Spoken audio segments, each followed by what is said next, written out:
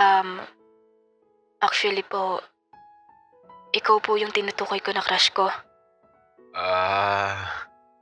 Pero yung totoo, kinilig ako nung sinabi niya yun. Ewan ko ba? Expected ko naman na ako yung tinutukoy niya na crush. I mean, si Jendesu.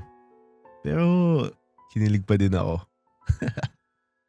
Bigla kaming tumahimik nun. Nahiya din siya bigla eh. Kuya Jen, may umamin na ba sa'yo na crush ka nila? Sa akin? Ano? Wala. Ha? Imposible naman yun. Gwapo kaya poses mo. Mahatik, gwapo din itsura mo. Hindi naman. Medyo nahihiya ako. Kasi totoo lang, hindi naman ako gwapo katulad ng sa isip niya. Kaya nga hindi ako ipapakita ng mukha kasi wala akong confidence sa itsura ko eh. We, marami na umaamin sa'yo eh. Humble ka lang. Nax, humble. Tumawa na lang ako. Totoo naman kasi talaga sinabi ko eh. Wala naman talagang umaamin na may gusto sa akin ni isa. Natapos kami maglaro, pero gusto niya pang mag-isang game. Pero tumanggi na ako kasi hindi ko na alam sasabihin ko sa kanya. Dapat nga ako itong nag-iisip ng topic na pag-uusapan namin eh. Nakakaya lang kasi halos siya itong nagpa-first move sa akin. Sana pati sa kilala niyang Genesis, nagpa-first move siya. GG's muna Kyra. Sige Kuya Jen, sana makalaro ulit kita next time.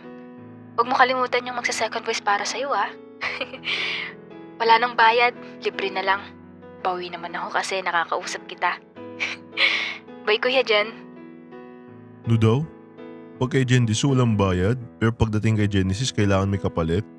Magagalit pa yan pag di niya nakuha yung gusto niyang kapalit. Kahit minsan talagang sarap din pektosan sa noo eh, no? Sige. Sabihan kita pag may need ka i-voice. Pabor din naman sa akin yun kasi hindi na ako lugi. Sabi niya libre na daw eh. O diba? Nabawas ang pababayaran ko. Laking tulong din sa akin nun.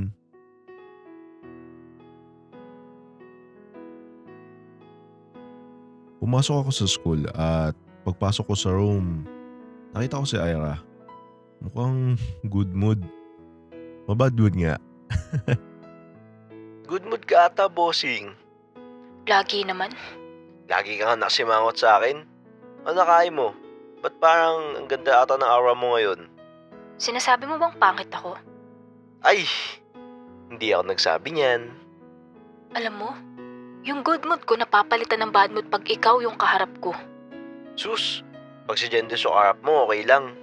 Ay, kahit araw-araw niya pa akong inisin, okay lang. Pero ikaw? Ay sus, magunos dili ka uy. Yung totoo, masakit din naman sa akin yung mga sinasabi niya. Pero hindi ko nalang pinapahalata. Basta tanggapin ko pa panlalait niya kaysa sa ibang tao. Ano? Musta pala yung laro niyo ni Jendesu kagabi? Naniniwala ka na nakilala ko siya in person. Oo, naniniwala na ako. Malakas ka na ba mag-ML? Baka nagpapabuhat ka pa sa idol mo. Maya ka naman uy. Sabi nga niya ayos lang kahit hindi ako marunong. Wala lang naman sa kanya yun. Ay sus, alangan sabihin niya sa'yo na hindi ayos sa kanya. Siyempre fans ka niya. Natatakot lang yun na baka ano isipin mo. Di mo nga nakikita reaction niya. Matik yun, nakasimangot yun habang naglalaro ka. Dami mong sinasabi no? Inggit ka lang kasi ako nakakausap ko crush ko.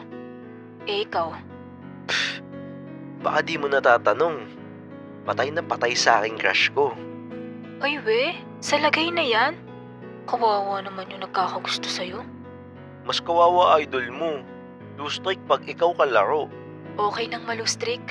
Laro lang naman yun. Ang tanong, okay lang ba yun kay Jendesu?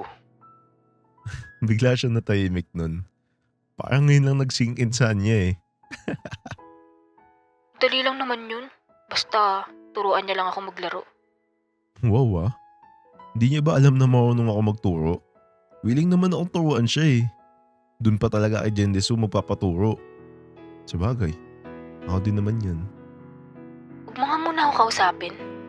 Babago talaga mood ko sa'yo. Oy, oy, oy, oy. May nakakalimutan ka. Ano na naman? Sabi mo, ililibre mo ako ng ice cream pag nakalaro mo si Jendesu. Wala akong sinabi. May screenshot ako kasi alam ko itatanggi mo. Gusto mo makita? Pas, baka inedit mo lang yan. Uy, seryoso ako. Nag-promise ka pa nga sa akin eh. Tinakpan niya yung tenga niya.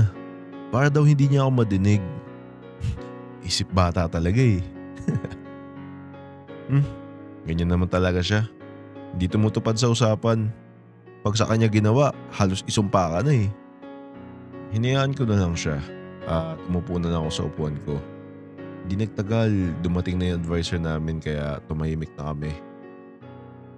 Class, magkakaroon tayo ng animation story na ilalaban natin para sa cinema festival. At naghahanap sila ng voice actors at actors para sa mga characters ng kwento. Sino gusto mag-try? Pag kayo ang napili, pasado na kayo sa final grading natin. Aba, di na nagdalawang isip ate mo. Gusto talaga pumasa eh. Taas ba naman ng kamay si Ira? Bida talagang saya eh, no? Ma'am, ako po. Pakilista na lang ng pangalan mo sa papel. Meron pa ba? Did pa ng isang mag-voice acting para sa lalaki. Ay ma'am, si Genesis po. Genesis, ayos lang ba sa'yo? Sige po, ma'am. May magagawa pa ba ako? Nilista ni Ira yung pangalan namin sa papel. Tapos pinasa niya yung kay ma'am. Uy, bakit ako yung sinama mo? Ayaw mo? Ito wag. Sabihin mo kay ma'am na ayaw mo. Ha? Baliw ka ba? Tingin mo ba manggagawa ko yun? Lakas talaga mang-asar ng babaeng to. Alam niya na mahihain ako at hindi ko kayang sabihin yun kay ma'am. Nanadya talaga to eh. Huwag ka na kasing maarte. Tuturuan na lang kita paano mag-voice. Wow! Ako pa yung tinuturuan. Tignan mo. Magugulat to pag nag-voice acting na kami. Bahala ka. Hindi ako sisipot dyan. Bigla-bigla ako nagsasabi kay ma'am. Pumayag ba ako? Ililibre kita ngayon. Promise. Ay, sus. Wag ako, Ira. Hindi ka tumutupad sa promise mo. Promise, Pex man, mamatay man. Pag pumayag ka, lilibre kita ngayon kahit ano. Kahit ano? Oo nga. Sasabayan na din kita kumain. Tara sa kantin. Salamat siya, concerned din ako sa kanya. At ayoko siya mapahiya. Siya lang to nakakapagpapayag sa akin. Pero wait, hindi ba pag inaya niya ako kumain ng kaming dalawa lang, di ba date na yung tawag doon?